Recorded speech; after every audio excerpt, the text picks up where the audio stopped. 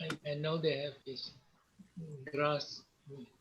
All right, I'm just going to give people maybe 1 more minute and then get started. This week, we're talking about citizenship in relating to the other. And our theologian, Reggie Williams, is a long talker. So this is about another 15-minute video. So I know I heard from Joy that she was not going to make it. I didn't hear from anybody else. So shall we jump in? All right, Rick, you want to give us a little intro? Yeah, Reggie Williams is the subject of tonight's interview, and he is on the faculty at McCormick Theological Seminary in Chicago. His particular interest is in Christian ethics, and his research to date has been quite interesting in bringing together European traditions of theology and ethics with the cultural and political activities of the so-called Harlem Renaissance in the 1920s and 1930s. His first book was in 2014, and it dealt with the year, or the little more than a year, that the German theologian Dietrich Bonhoeffer spent in Harlem, and how his connections to the circles of the Harlem Renaissance affected his ethics. Then Williams, in his current research, seems to be going the other direction. He is now apparently engaged in writing a book about how Bonhoeffer's ethics have influenced Black resistance in South Africa. So a very interesting constellation, I think, of topics and people. Okay, let's do it.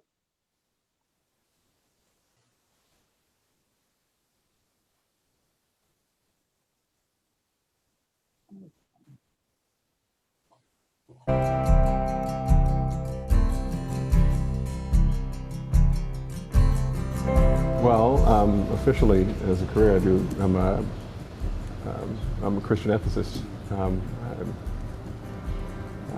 I like to confessionally describe myself as theological ethics, a theological ethicist. And the work that drives me in theological ethics, one might say, to use the technical term of the field, is theological anthropology. So the way we think about humanity in relationship to God. In general, one might say that theology or Christianity has calibrated humanity. We got a helicopter going over now. It's going by, okay. It's life. Is that what it means to be human in the West has been calibrated to a false and very harmful ideal with regards to the notion of race. Race is not something that is, it's not an ongoing conversation in the Bible. It's not historical. It's as old as the United States and as recent as the slave trade. And it's fixed what we understand to be human around the notion of an ideal. And it is the recalibration of humanity, especially theologically. Theology is just one of the engines to mobilize this distorted notion of human. What was the ideal and who fixed it? Well, the ideal is white.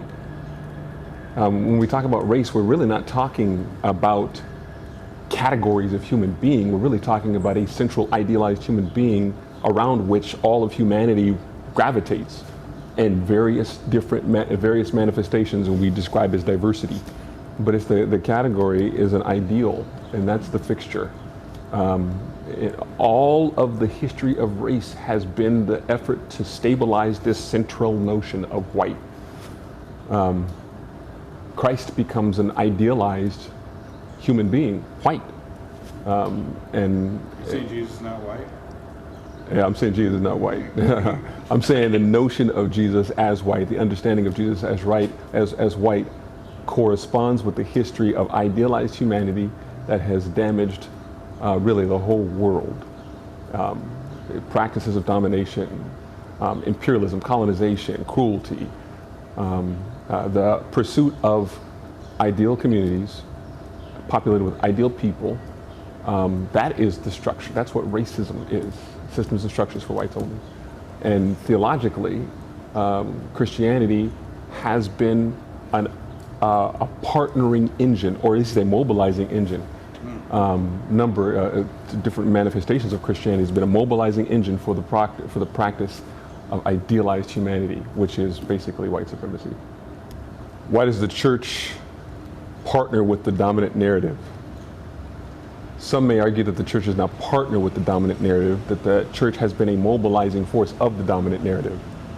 That, for example, in the practice of colonization, I'm forgetting, I believe it's the 15th century, that Treaty of Tordesillas, if I'm pronouncing that correct, gave colonies, the practice of colonies, the empire in the practice of colonization, authority over the churches within their colonies,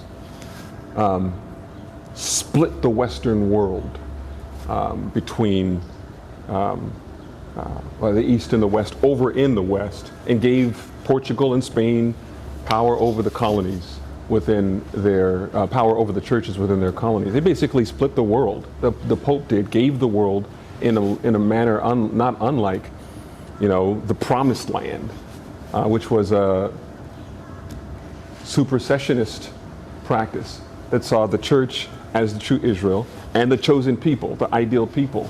That language of the chosen people, the Christian, co-opting of the narrative of Israel, was a mobilizing force for Europeans having authority over everything related to heaven and earth.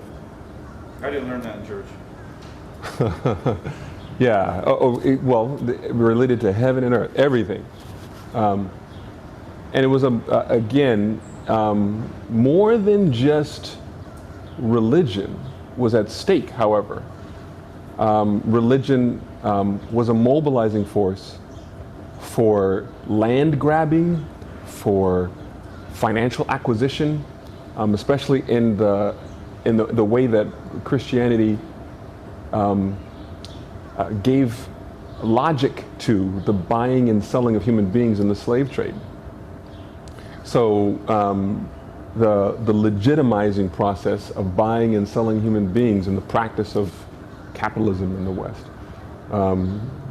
all of that stuff calibrated humanity and Christianity towards this ideal, white, masculine, European. Now, that is a Christianity. That's not Christianity writ large. That is a Christianity. That's a very dominant Christianity in the West, but it's not Christianity in total. Just like just like there have been different kinds of Christians in the Western world. Let me back up. There have been different kinds of Christians, much like there was also different kinds of practices of Judaism. You get your Sadducees, and you get your Pharisees, you get your priestly class, and so forth. And then you have followers of the way. Some were in cahoots with the empire, others were crucified by the empire. And they were all Jewish people. We've got Christians who are in cahoots with the empire, and Christians who have stood in opposition to the empire, following Christ, a different Christ than the one who is idealized as white and European. Where is Christ? Christ is always with those whose backs are pressed against the wall by politically oppressive regimes. I borrow from Howard Thurman when I say that. Christ is where he says, in Matthew 25, in society, as the hungry, as the imprisoned, as the naked, as the thirsty. Those are metaphors. They're metaphors, in a sense, but they're also ontological truths. So, I wrote a book on Dietrich Bonhoeffer's experience in Harlem. And I think there's something to learn from what Bonhoeffer says when he describes who Jesus is. He describes Jesus as Stellvertretung. As what? Stellvertretung, it's a German word. It's a big German word. It means vicarious representation. To put it short, when we in our sin and our shame can't stand before God, Christ stands in for us, becomes vicarious representation for all of humankind. And he believes that that's an ontological thing. Christ has stood in for all of us. We find ourselves now only in Christ. When you encounter another human being, you're not encountering just that other human being. You're also encountering Christ, who stands in for all of humanity. So when we have our pursuits of ideals, and this person aesthetically does not fit the ideal, aesthetically, financially, sexually, whatever, they don't fit the ideal, and you shun that person as you're looking for the ideal community. You are not shunning just another person. That person comes to you as Christ comes to you. You are shunning Christ, which is an important understanding. So when he says in Matthew 25, I was hungry and you did not feed me. I was thirsty, you did not give me drink. That's not just metaphor. That's not just, I'm disappointed that you treated somebody else like that. You have an opportunity to love Christ in your interaction with your neighbor. Wendell Berry has written an interesting book called The Hidden Wound. It's an old book. But in this book, he talks about the plight of the plight of the slave owner in church with his slave. And he says he talks about the language of plight when he's talking about its faith. When this person recognizes that the slave that he owns has a body with a soul that's as worthy of salvation as his own. What happens to his Christianity in that regard? You recognizing that that person has a soul that's as worthy of salvation as his own. His Christianity becomes abstract, becomes about doctrine only, about right belief. Abstract and hyper-spiritual, not about concrete social interaction, because that would disrupt his practice of slavery, his practice of owning that person's body. It becomes about belief. We shed the gospel of social concerns, about I, thou interaction, turn it into spiritual stuff and right doctrine. That's the plight of a lot of our Christianity in America, where we can have so many churches all over the country and high numbers of incarceration, high numbers of poverty, high numbers of homeless people, which are primarily children. We're all these Christians in America.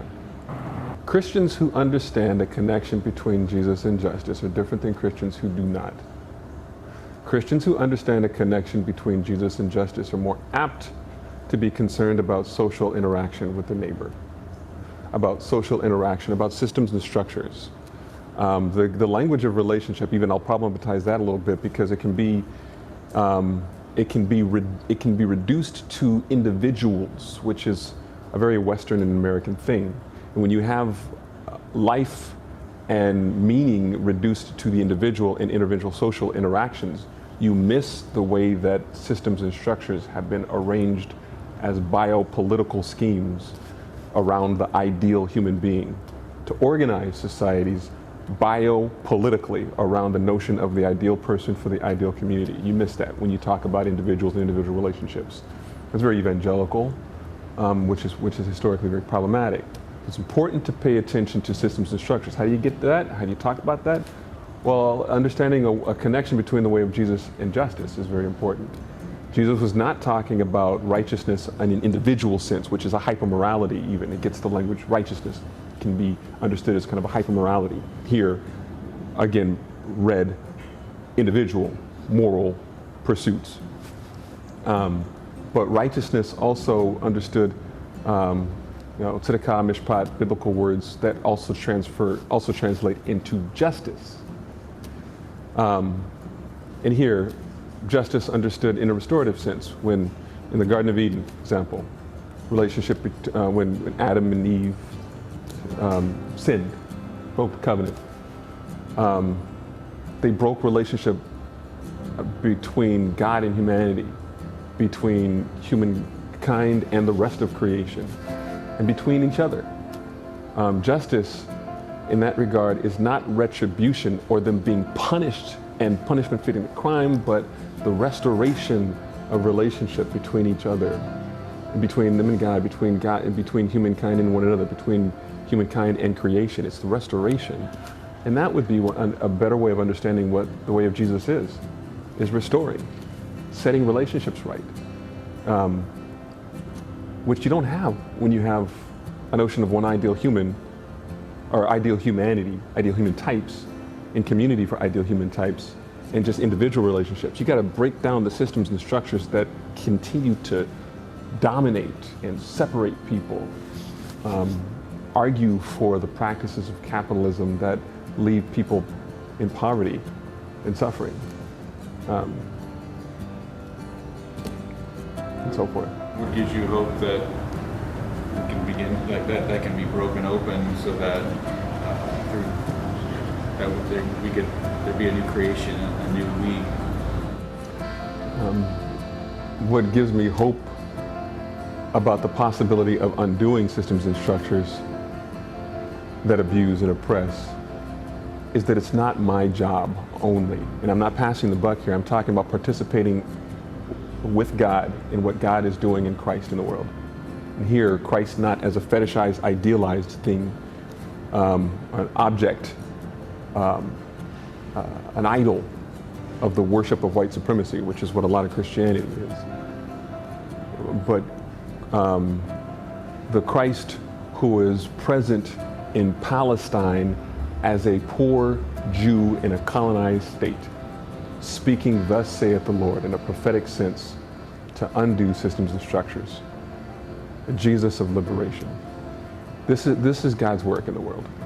And those of us who say yes to Christ are saying yes to this, to participating with Christ, with God, and what God is doing in Christ in the world. That's hope. And in order for, I love this quote from Paulo Freire, and I'll paraphrase it, but in order for the oppressed to wage their war for their freedom, they must see oppression not as a closed room in which there is no escape, but as a moment, as a situation in which we can, and I'm paraphrasing still, open a door. Hope in the process of oppression, or in the context of oppression, is what drives us towards liberation. And Christ is our hope.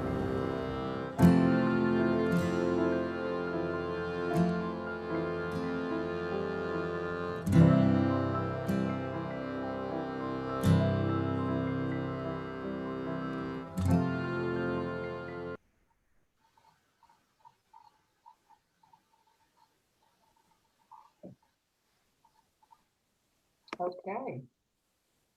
There was a lot in there, and some things that sort of overlay on what we've been hearing all along from these films. So what are some of the things that kind of jumped out at you, either phrases or ideas that he mentioned?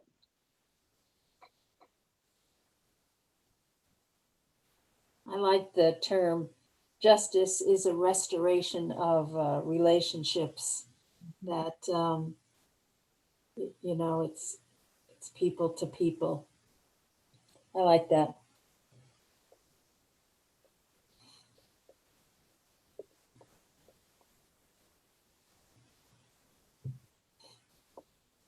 Anybody else have something that kind of caught their attention?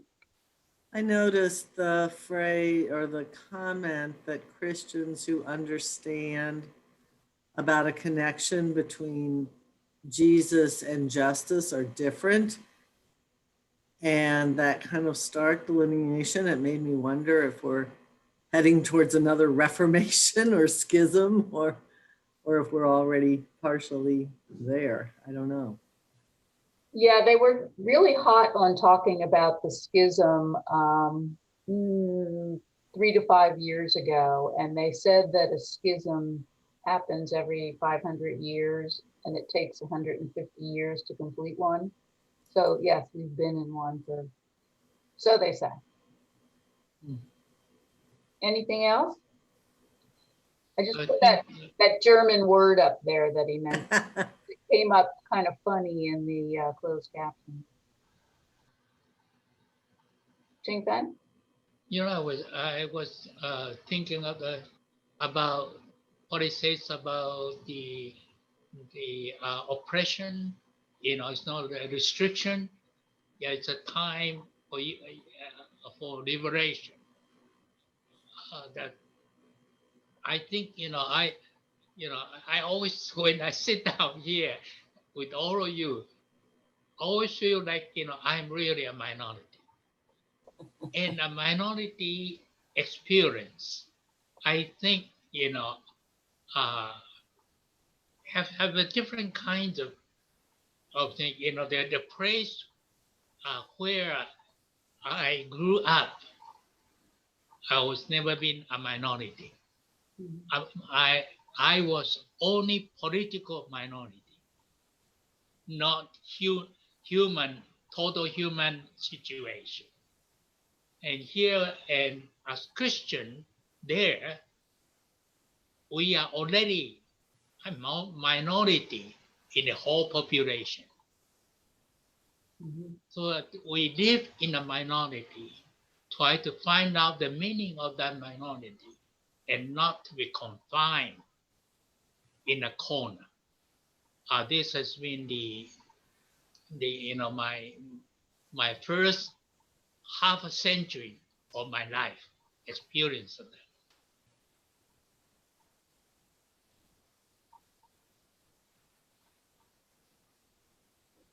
Anything else jump out at people?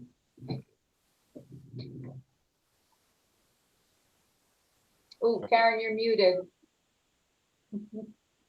I think he's talking about you really have to be down with the oppressed and the hungry and the thirsty, the real oppressed and hungry and thirsty, not just the metaphorical people. Right. And that's where you need to be. You can talk it and say it and just say it and it just stays up there. But you really got to get down to really understand it and to really practice it and not just say that these are words of the Bible and we should live this way as opposed to this is what we really should do. And I think that was what he was trying to say, is to separate those two Christianities. Mhm. Not just talk the talk, but walk the walk, and really do what we say we should be doing.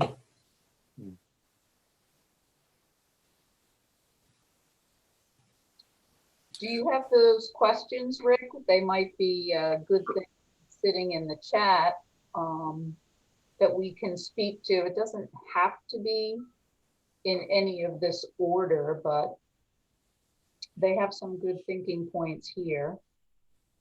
How has the church in the West embraced the notion of a white Jesus?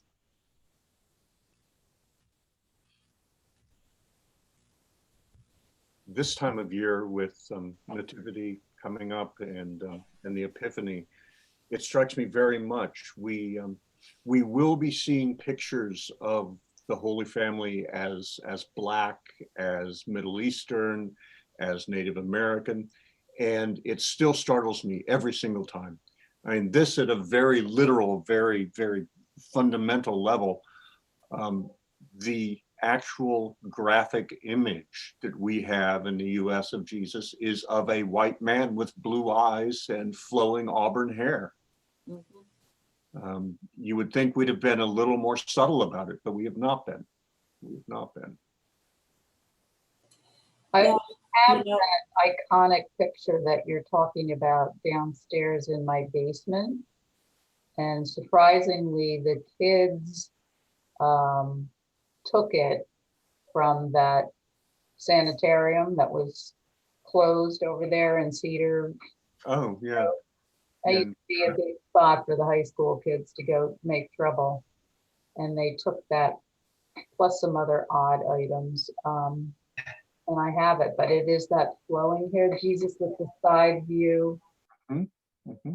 But as Jesus as white, or Jesus not as? Yeah, he's white. Yeah, but Rick, I was on or just listening into a Zoom, and this was a Black woman preacher who showed pictures of Jesus Black in all kinds of situations. It was it was surprising, interesting, wonderful, all those things to see, not just one picture, but several. And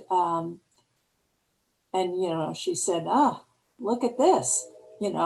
She was really trying to, I don't know about shock, but perhaps look what you're seeing, and look what we church are doing. Yeah, it's surprising, isn't it, how powerful that sort of visual decentering can be. And it leads, of course, immediately into what Reggie Williams was saying about the idealization of the white, and the creation of the white as the unmarked category, the default category. And I mean, just seeing a picture of Jesus as black throws you off of that and makes you think that this is something that isn't quite right. Yeah. We are definitely not used to that. No, and it's good when people show us. Yes, I was so glad I listened to that presentation. I think it's still in the Vincent building. There's the Native American Mary with the baby. Is that still up there, Betsy? I believe it is. When you go into the Vincent building. So next time, Right if inside you, the side door. pardon? Right Side, beside the side entrance, yeah. yeah. If you once we get into the Vincent building again, you can look at it. But it is a Native American painting of Jesus and Mary. So it's something to look at. So I'm kind of puzzling with this, the linkage between what does it do to us as white people, identifying here as a white person, when we see Christ, the Savior, as looking like us. And how do we use that that similarity to imagine ourselves somehow closer to what is God, right? I mean, there's in addition to just the visual familiarity of, oh, there is someone who looks like me, which we know has a real impact on people and certainly on children. There's the twist there to also the power piece of it, right? And that somehow we are equating godliness with people who look white, as most, as many of us at Union do. Reggie, yeah. And Reggie did say that, what gives him hope is knowing that there's Christ in everyone. And if you see that, is it a bad thing if you're white and you see Jesus as white? Probably not necessarily, as long as you understand that someone who is African American could see Jesus as African American, and anybody else can see what they want to see in Christ in them. Yeah, that's a really good way to put it. God does look like each of us. Yeah, that's all. No matter where we are from and no matter what we look like. But it's that second step. God looks only like us. Right. That's the problem. The notion that because God looks like us, God looks only like us, and because God looks only like us, then we are the standard by which humans who don't look like us are to be judged. That's the problem. Yeah. Yes, good. That's It makes it, yeah. It makes it too easy for us to sever the relationship with people who don't look like us and to objectify them in some way and say, well, they're the other. And the other people have to look up to us. Yeah. Yeah, I think to look at Jesus as white, associate the whiteness with Jesus was totally a new experience to me. Because it was particularly after Communist China took over China, we have a whole host of white missionaries being kicked out of China. I came to Taiwan. And so the general population, they think that they are all Christian, white, and we are not.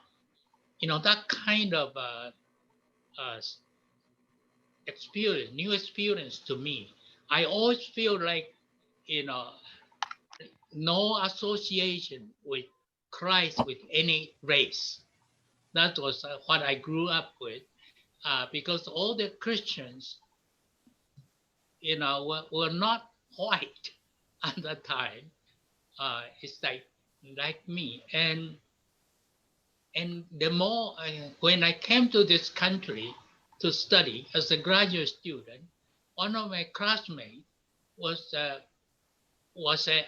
from India, from Matoma Church, and actually, traditionally speaking, the Matoma Christians, they were Christian even before Europe became Christian, and before the white. Actually, they have much earlier.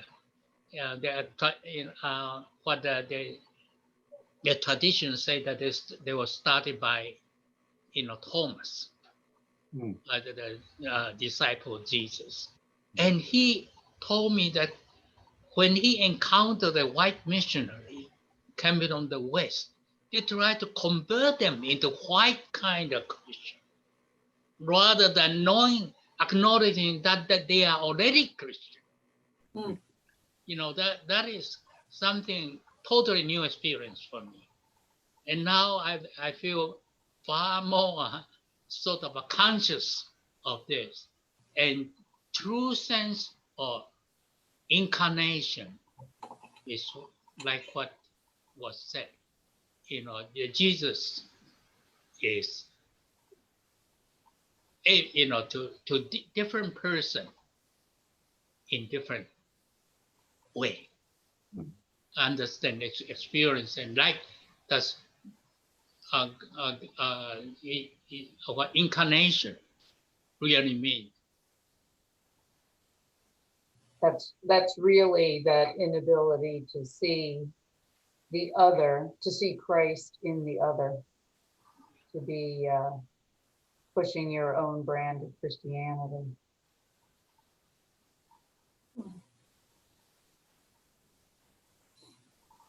So do you see instances of the church pushing that forward other than these missionaries? Are there other examples or places that you have seen or experienced that? You mean specifically the white image of Christ? Yes, or pushing that dominant whiteness narrative as that being the ideal that he was talking about in this film. I mean, for me, the short answer is yes. I see. I grew up in a Catholic church that, I mean, they didn't make a thing out of it, but it was, it was a very white church and a very white Christ, and it was just part of the background. It wasn't something that they even had to emphasize. It was just there, and I think that's part of the subtle working of this. Is that nobody really no authority has to stand up at the pulpit and say, "Oh, Christ was white." You sometimes hear that now on, from TV evangelists and things like that, but you didn't hear that when I was, growing up in a Catholic church. But we did have a white Christ, and it really wasn't, it wasn't really up for discussion, is how I guess I'd put it. But at Union, nobody says that out loud either, but that's what we see or think or hear. So it's continuing. It may or it may not. I have to say that working in the Christian Ed office for as long as I have, and Karen probably ran into this too at this time of year in particular, when you're trying to find material. It's very hard to purchase something without white Jesus. And to buy Advent calendars, we would sell them every year in the assembly room, and to find Advent calendars, these Jesuses were very, very, very white. Or your nativity sets too. So, yeah. Yeah. It's good to get nativity sets from different countries, because then Jesus isn't white. I have one from Mexico. I have one from Peru. I have about 6 or 7 nativity sets, so I mean, the Peruvian one is not white, and neither is the one from Mexico. So, because they're nativity sets from different countries reflect the country and the people of the country. For the most part, that's what I've noticed anyways. It is very So- it was very revealing or interesting to me that in Japanese language and my Taiwanese language, the baby had a word red. Japanese called akachan. Aka is red. And in Taiwanese, ang is red. So when you put baby Jesus in the crèche, it's never been a white. It's neither white nor black nor anything. It's a common akachan. It's a red, a little baby. I'm sorry, Red? what is it? Red, What is it? R-E-D? Yes, Oh. red, Okay, red. okay. Oh, Yeah, and the Japanese akachan, it's really red baby. yeah, Interesting. yeah. So I keep going back to power and politics. I mean, representation of Jesus is both a cause, but it's also a symptom, right? Of this kind of internalization, of the power structure, right? That if you have the power, you don't have to explain it, mention it, acknowledge it, justify it. But certainly the church in the US, by aligning Jesus with white and holy, and certainly has used the Bible to, justify slavery. I thought this whole notion, where he talks about Wendell Berry and, what happens, and I guess we'll get to that in a later question, but, what happens when the slave owner, kind of has to read the Bible with an eye to his or her own, ethics. But, certainly the church has enforced social structure, and historically it has. That's funny. I was thinking about that issue too, and I think your question 5 in the chat is directly on that point. It's another element of the way, let's say, church authority sends signals about what's important and about who God is, who Jesus is, and this and what you were talking about, Kath, I think is exactly on this point about the abstract and hyper spiritualized faith, where which was the term I think he used in the video, which I thought was really good, because there's a lot of faiths that kind of want to emphasize the doctrine, and you realize that when there's at least the risk of emphasizing the doctrine at the expense of the relationship narrative that we were hearing, you know, in this video, and the importance of maintaining relationship with people. So I think it is another way that church authority kind of countermands the relationship stuff.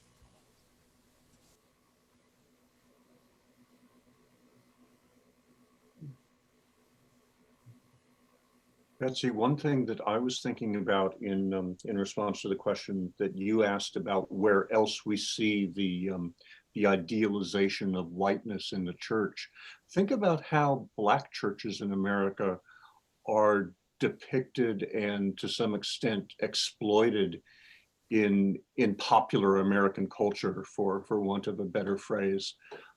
It always comes across as something primitive, something joyfully childlike, something that just isn't quite as grown up as mainline white Protestantism. I mean, we all think of the Blues Brothers, right?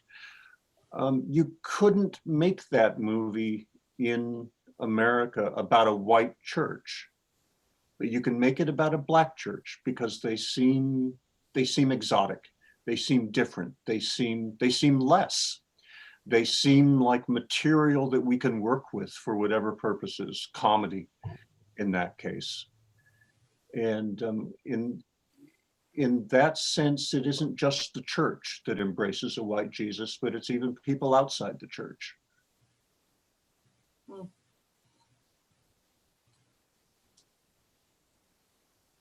I'm not sure I agree that that's the only image that we get of Black churches. I think you get, you know, a lot of images sort of alternately of Protestant churches as being Protestant white churches being, you know, stuck in the mud and very stiff and formal and unpassionate, and that sometimes, let's say, Black churches are presented as an antidote to that, which, you know, in a positive light. I feel like I see that sometimes, but I'm not arguing about the movie. I kind of agree that a lot of movies do show them as comical, I guess, or something less, as you were saying. But I don't feel like it's the only image that I've seen out there. Maybe something other. I think I've not viewed it as something less. Because if you do balance that with how white churches are portrayed as sitting very stiffly and, you know, we're done in 49 minutes, you know, we are made fun of as well. Stereotypes don't spring from nowhere. Well, you don't have to you know, say that only the white American church. You go to Japan, you know, the Japanese church, they all sit so quietly. Even, you know, when they are singing the hymns, they are not as enthusiastic as us, you know. And you know that I think is a part of culture. You know, I think we, you know, unconsciously reflect our culture in the way we relate to God. You know, and our to be in front of or face to face with that supreme reality or being, and we had to be in that kind of a reverent what they call attitude and expression. And this also reflected in Japanese religion, in their Shinto, people worshiping and so on. It's just no such thing that like what we think about, big noise or something, you know. So it's kind of an awe or a reverence. Yeah. This word that he used in here, Stelvertretung, is that something you're familiar with, Allison? Because he said something in there about when we can't put ourselves in front of God, then Christ can step in and do that for us. Is that what he said? Did you guys hear that? Mhm. Yeah, that's something He like said, that. go ahead, Allison. I'm No, no, go sorry. ahead. No, go ahead. It's fine. No worries. It just clicked when Cheng Fen was talking about sitting there in awe. Is that the time when you can't put yourself in front of God and you need a stand-in to be there? I can't actually remember the way he translated it. He used a word with R, and I couldn't quite catch what he said. It was vicarious representation. Vicarious representation. Yeah, Okay. vicarious. Okay. Yeah. I mean, I wouldn't have got that out of translating Stellvertretung, but he's obviously, to my mind, he's interpreting quite a lot into that word. But I don't know the German context of the sentence. So, I mean, literally to me, Stellvertretung is simply a substitute you stand in for. Yeah. I'm not quite sure where he Yeah. got this vicariousness, but I don't know. That's just me. Yeah, it's a pretty literal, I mean, take the place of, right? Yeah. Represent the place of. But maybe Bonhoeffer contextualizes it differently or something. Yeah. I don't know, Rick, do you know more about this? Because No, I don't know that passage. yeah. But it seems to me that he's using the notion of representation of the playing the role of vicar. He's going both directions in that. He seems at one point, Reggie Williams, seems at one point to be talking about this as a very personal thing, almost a matter of Christ's intercession on our behalf. And then in the next sentence, he slips and he says that Christ is actually ontologically present in the naked, in the hungry, in the thirsty, in the poor. And so it's not entirely certain if this notion of vicarious representation has to do with my relationship to God or with my relationship to other people who are in some way the person of Jesus. I thought that was badly condensed in his remarks. Yeah, I kind of wanted him to explain that a bit more too. I was not quite clear. I mean, the second part of what you just said with us seeing Jesus or Christ or whatever in the other person, like that part I understood, but the first part of what you said, I didn't quite understand him when he was saying that. Yeah, he seemed to be talking about individual salvation in the first one. Yeah, and then he's talking about social responsibility.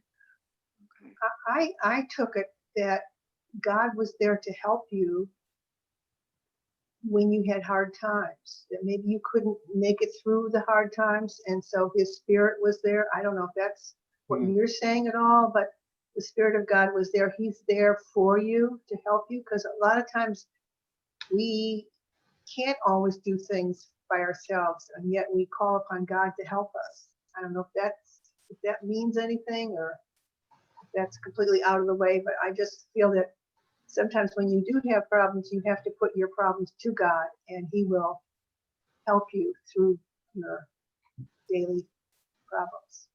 Mm-hmm. Mm-hmm.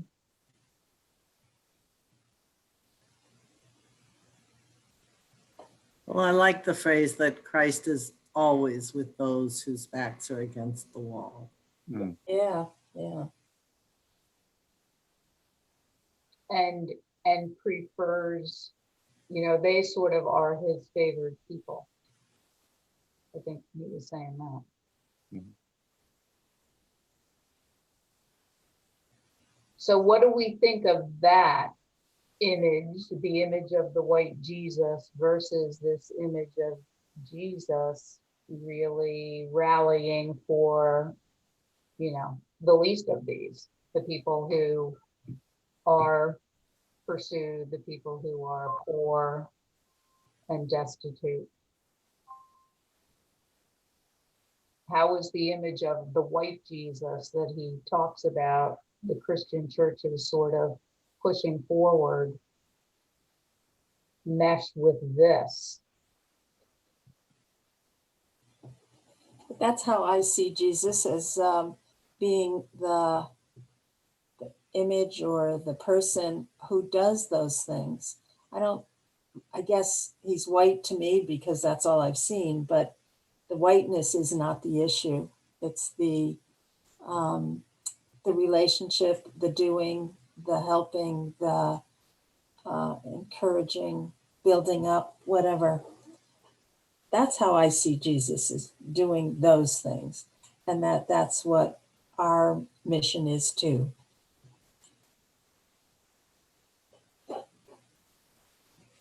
I guess that's why I liked what I said in the beginning.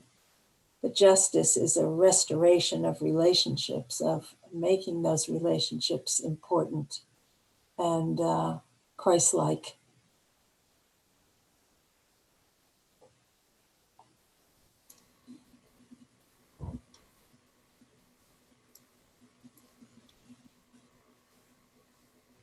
To associate race with religion, to me, it's a totally new experience. When I came to this country as a graduate student. Before that, I actually never thought about the race and religion, a certain kind of connection. I don't know whether that is true because of the founding of this country, of all these pilgrims coming from the other side of the Atlantic Ocean. And for us, I never really associate race with religion.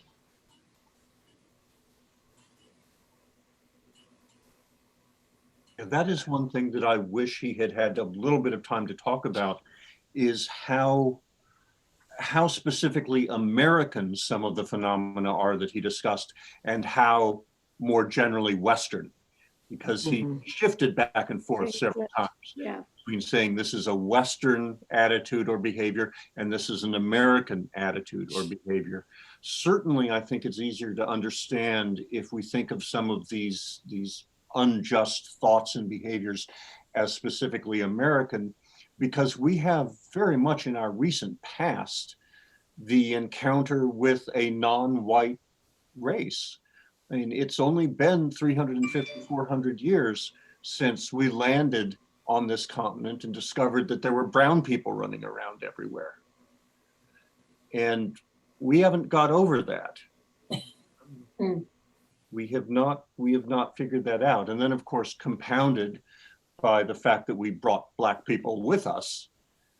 And I think it's inevitable then that on this continent, race should be bound up with religion, and to some extent that religion should have functioned historically and function now as a way around our racial problems, a way of justifying the way that we've treated other people.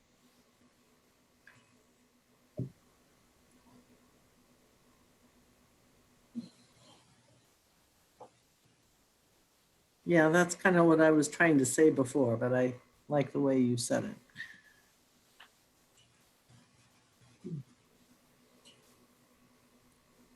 Yeah, I mean, I don't know very much about this. I haven't done very much work on this yet, but like I know that with the slavery and the anti-slavery convention in London, and I know that there were religious leaders who were very pro-slavery and they justified slavery, and they preached the gospel on Sunday and then they supported slavery on Monday. And like I said, I haven't gotten into detail yet, so I really don't know much about it, but I've come across it and I've always been very surprised, because to me, it just doesn't make sense. But I think it does go back to what Rick was saying too. Like, I think somehow it was, I don't know, it was possible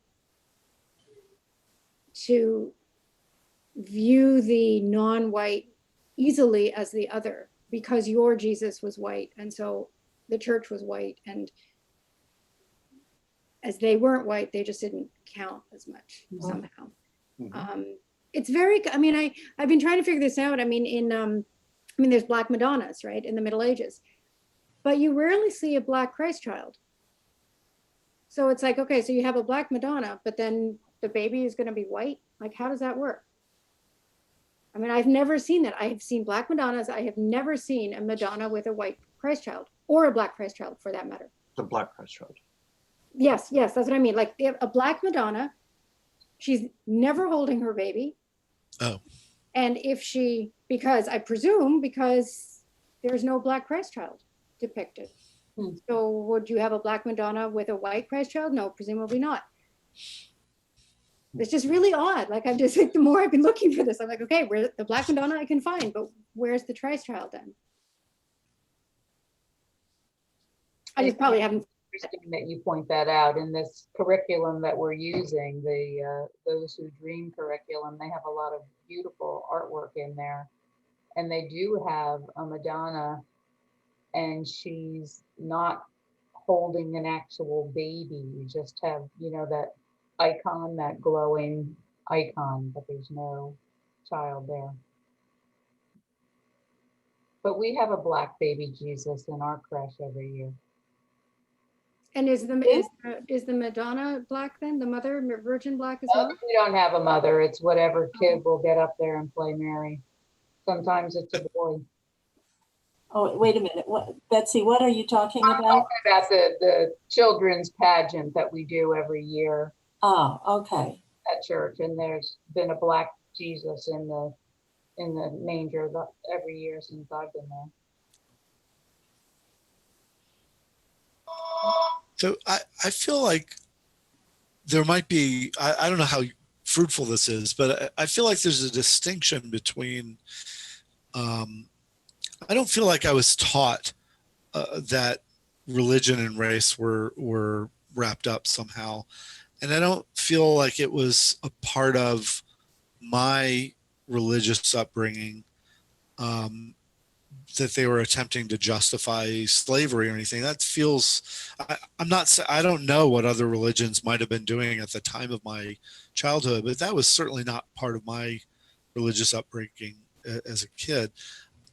I do think there were, I would call them undeliberate signals, you know, and assumptions made, and those were conveyed to us.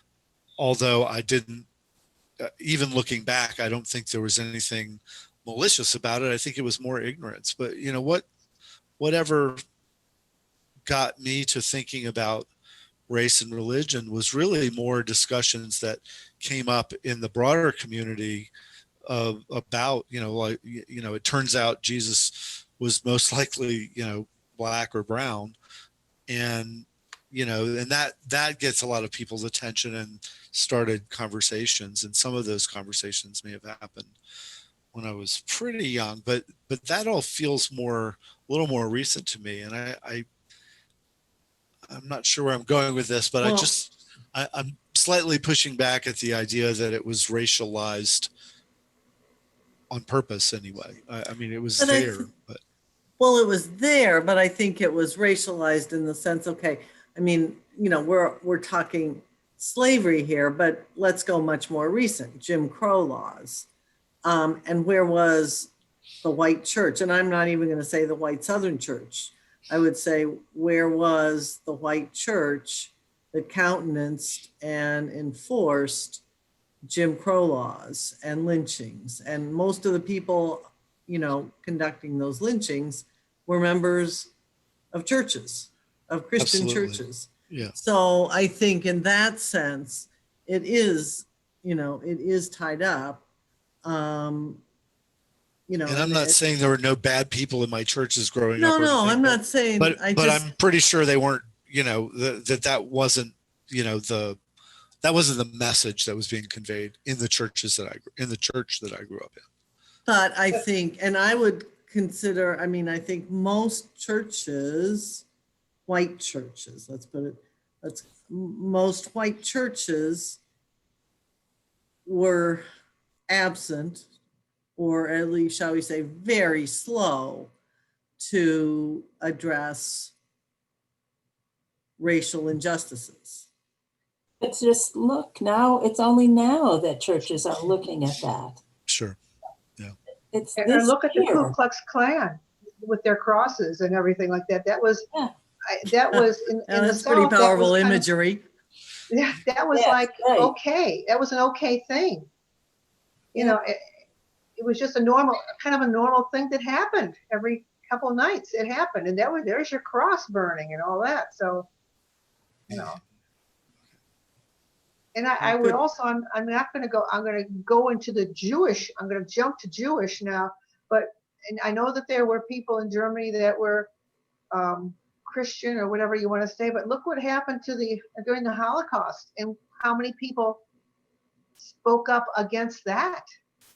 Right. About the Jewish people being put into camps. It's the same thing. Where were I know that there were priests and people that were hiding the Jewish people and everything, but look in Germany what happened. That just kind of, it was taken for granted that the Jewish people were not good and they weren't good. They weren't equal to us, and people just kind of took it for granted, like we take it for granted with the African American people. And have probably been blind to it. The white privilege is very real. Yes, And so you don't even see what you don't know. right. For sure. I'm only now recently waking up, I think. And I'm a social worker, and I have dealt with lots of problems and difficulties and so forth, and said, oh, what have I been doing and where have I been and so forth. But I'm sure glad that I'm getting to that point. I think with others too, but for me, it's good. It's about time. And I think our country, just in the last year with the Black Lives Matter and the killing of people that we've seen on the camera with the police and everything, how people's knees are on them, that happened before and we never noticed it, or we never exactly knew about it, but it was really happening. It was kind of swept under the rug. And now with these cameras that are our cell phones or whatever, this is becoming we're becoming much more aware of what really happens. Although we kind of, in the back of our mind, knew that, yeah, it probably was happening. But now, within the last year or so, I think it has been brought to the surface more. Yes, yes. Or it's become undeniable. Yes, right. I mean, before, I think, Black people were telling us it was happening, but Didn't get in. It felt more possible. yeah, we denied it Possible to deny. because, oh no, that wouldn't happen. No, that wouldn't happen. We denied it because it wasn't. Well, Right. and because that's not our experience with police. I mean, part of it, to some degree, we denied it because it's like, oh no, the police wouldn't do that, and that's not true. It's obviously wrong. Mhm. But I think that's where people were coming from. It's just such a harsh truth to have to face up to, that it's Yes. Yeah. easier to deny it if you can. And to some extent, listening to the President of the United States actually saying things that you were shocked to hear out loud, I think that woke a lot of people up also. Yeah. That were angry to begin with. So. Yeah. I think the Christian throughout history, I think in the United States, this new consciousness of our Christian faith and racism is relatively new. to me. Mhm. You know, when I was a seminary student, this was not the important subject. When I look at the Christian doctrine, the history of Christian doctrine, to discuss race and racial issue has never been a major subject of any theologians that I know that they make that kind of discussion. Of course, in New Testament, the racial issue has already entered. That's why, you know, Paul, when there were Gentiles who became Christians and so on, and he had to deal with it. But to me, I think, you know, only in recent years that in the United States it's kind of a real issue. I think when I look at the history in Asian churches, to like the first missionaries to Asia, like to Japan, they are from Spain and Portuguese. It's good to be there. They're white, but they hardly associate the race with their religion. You know, those who are converted into Catholicism, they never thought that they were converted into a white religion. And it is that, I think, and the priest in the Japanese religion, all their garment, priestly garment during the ritual, the garment is white garment. And so white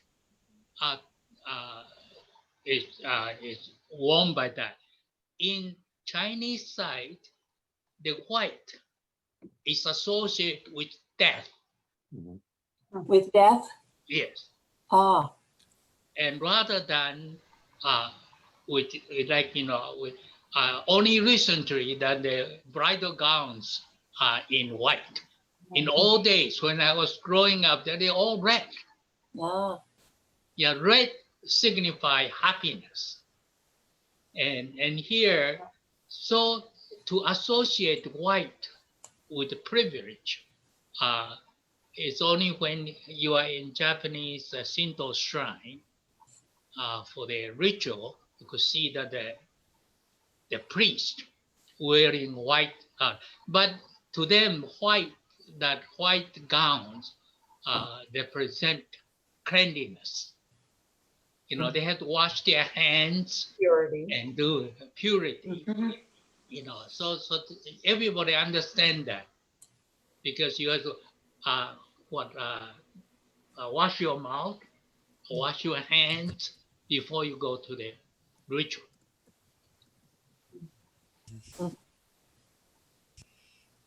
So did Reggie leave us with any instructions on how we can participate with the Jesus of liberation?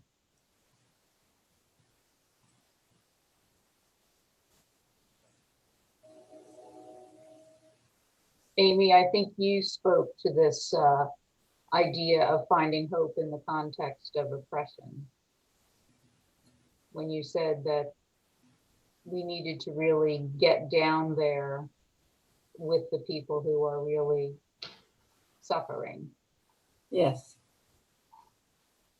That's what I think Jesus symbolizes to me, of really working with people and the oppressed people.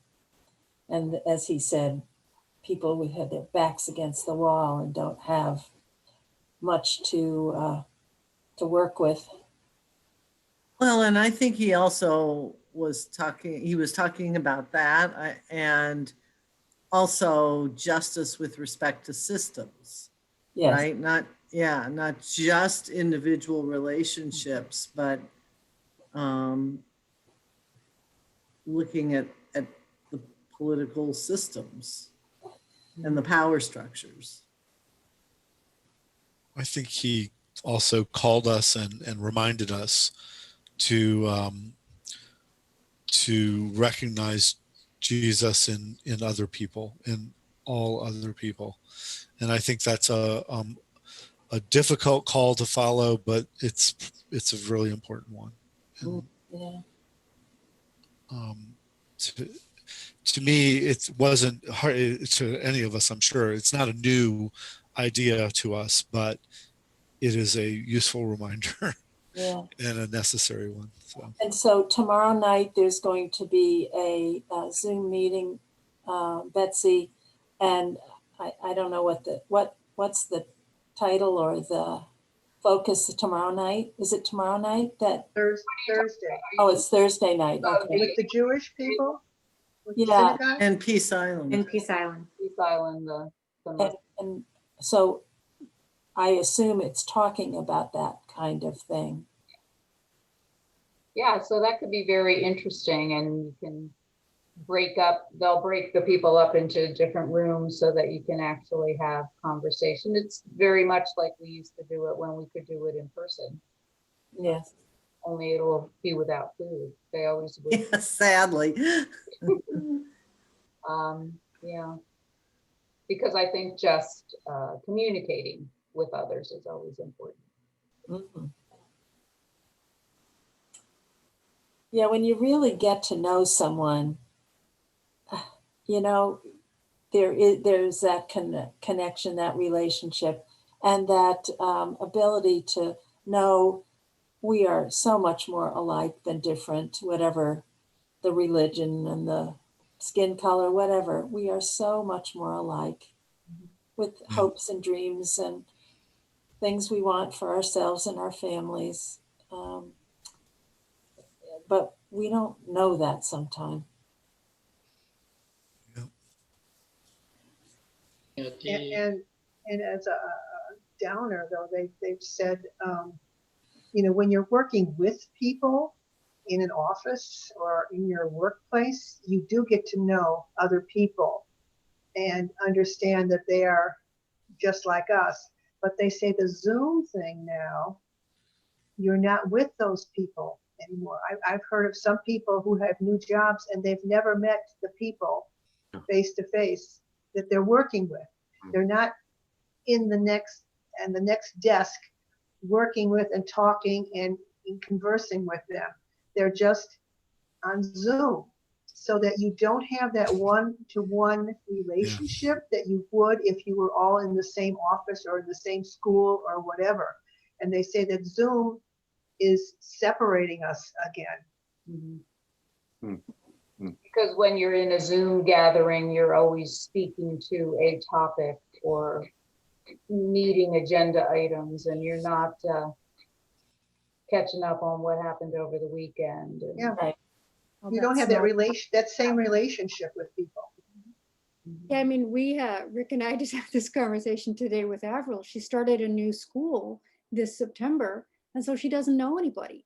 And she gets put in these Google classrooms, and she literally doesn't know the kids. How is she supposed to talk to them? She doesn't know how to start, and they're not starting either. And so what do? They all just go off and chat with the kids they know from other schools, right? And it's just really sad, but it's exactly that. You don't have to meet people. You can't meet somebody on Zoom. You can have a conversation with someone you know, but to really meet somebody is very difficult. Very hard. I agree. Yes. I agree. It's been very useful to have it to maintain relationships, but everything gets kind of stuck. Yeah. Creating is really hard. I sometimes wonder whether when we try to meet Jesus, are we meeting him through Zoom? Or depends if he comes this year. Yeah. Jesus is everywhere. Yeah. I said it's interesting experiences that I found that in a small town near Manila in Philippines, there is Black Jesus. The statue of Jesus, black, was very, very popular to the people. And every year they have a big festival. and carry this black Jesus in towns and around that area. It's hundreds of, I think thousands of people coming out, feel like they are part of it. So I wonder whether, the Zoom is not quite enough. There's certain kind, every time I saw that scene, I was there. I could not even move, because, people push each other, try to get to touch the black Jesus. Well, we are kind of at time here. Are there last thoughts, something you just got to get off your chest?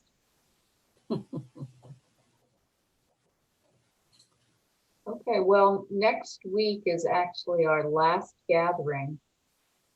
And Rick and I are going to have to come up with some way to tie all these conversations.